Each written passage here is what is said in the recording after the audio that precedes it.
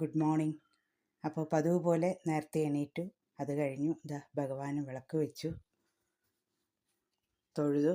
നമുക്കെല്ലാമേ അവരാണ്. നേരെ അടുക്കളയ്ക്ക്. അപ്പം നമ്മുടെ അടുക്കള ഇതാവണം. ഇപ്പം ഇന്നൊക്കെ സ്പെഷ്യൽ എന്താ വെച്ചാൽ മോർണിംഗ് സ്പെഷ്യൽ പൂരിയും ചെണ്ണ മസാലയാണ്. അത് തുടങ്ങണം. അപ്പോൾ എൻ്റെ കാക്കക്കുട്ടികൾ അവിടെ ഇരുന്ന് വിളിക്കുന്നുണ്ട്. ഞാൻ അവർക്ക് എന്തെങ്കിലും ഇതാ തരണമാണെന്ന് നോക്കിക്കോളൂ. രാവിലെ എണീറ്റ ഇഷ്ടംപോലെ കാക്കകളാണ് ഇവിടെ. ഇതിപ്പോൾ മാത്രമല്ല, ഇതൊക്കെ ചെണ്ണ മസാലയ്ക്കുള്ള വഴറ്റി അരയ്ക്കാനുള്ള ഐറ്റംസ്. ഇഞ്ചി, വെളുത്തുള്ളി, പിന്നെ തക്കാളി കുറച്ചേ ഇട്ടിട്ടുള്ളൂ, കാരണം തക്കാളി വില കൂടി അതുകൊണ്ട്. പിന്നെ ഒരു 3 സവോള, ഒരു ചെറുത് 3 സവോള. അപ്പോൾ ഈ പൊടികളെല്ലാം ഈ സാധനങ്ങളെല്ലാം നമുക്ക് വഴറ്റാം. ഇതിലിട്ടിട്ടാണ് ചെയ്യണം. ഞാൻ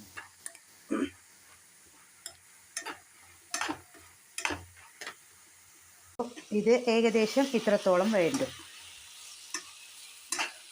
ഇതിലിനി ആവശ്യമുള്ള പൊടികൾ: മല്ലിപ്പൊടി ഏകദേശം ഒരു 2-2.5 ടേബിൾ സ്പൂണ്, 2.5 ടേബിൾ സ്പൂണ് മല്ലിപ്പൊടി.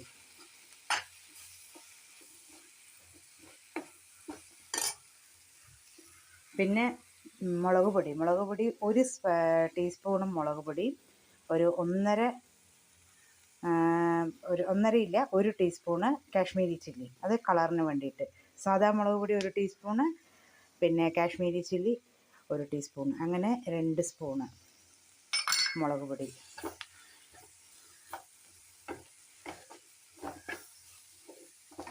പിന്നെ 1/2 ടീസ്പൂണ്.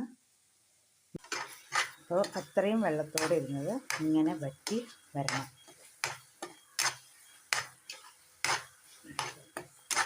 ചാണ വേവിച്ചെടുത്ത് കഴിഞ്ഞു. പിന്നെ ഈ മസാല കളർന്ന് വെക്കല്. ഈ സ്റ്റേജിൽ നമുക്ക് ഉപ്പ് നോക്കാം. ഉപ്പ് പോരാ. അപ്പം ഞാൻ ഇത്ര കൂടെ ഉപ്പിട്ടിട്ടുണ്ട്. ഇത് അടച്ചങ്ങോട്ട് വയ്ക്കുന്നു. അപ്പോൾ ചെണ്ണ മസാല റെഡിയായി. കുറച്ച് കൊത്തമല്ലി തഴ ഉണ്ടായിരുന്നു, അതും കസൂരി മേട്ടി, അല്പം പൂരിക്ക് ആവശ്യത്തിനുള്ള മാവ്.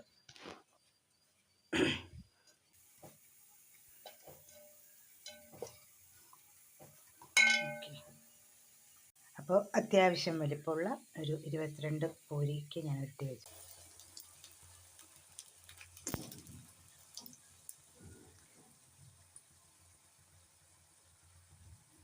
അപ്പോൾ പൂരി മസാല, ചെണ്ണ മസാല വേണ്ടുന്ന വെജ് പുലാവാണ് ഇന്നത്തെ മെനു, ഉച്ചക്കലത്തെ. അപ്പം അതിന് ഈ ബ്രെഡ് ക്രംസും കാഷ്യൂവും കൂടെ അല്പം നെയ്യിൽ വറക്കണം. അപ്പോൾ ആദ്യം കാഷ്യൂ ഒന്ന് ഫ്രൈ ചെയ്തെടുക്കുക.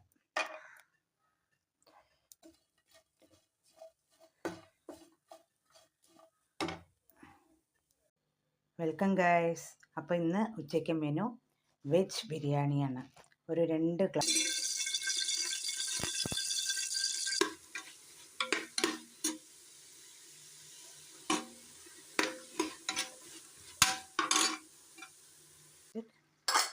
നമുക്ക് വേവിച്ചെടുക്കാം. ഒരു 10 മിനിറ്റ് 15 മിനിറ്റ് കൊണ്ടൊക്കെ നല്ലോണം വെന്ത് കിട്ടും, വെള്ളം വറ്റി.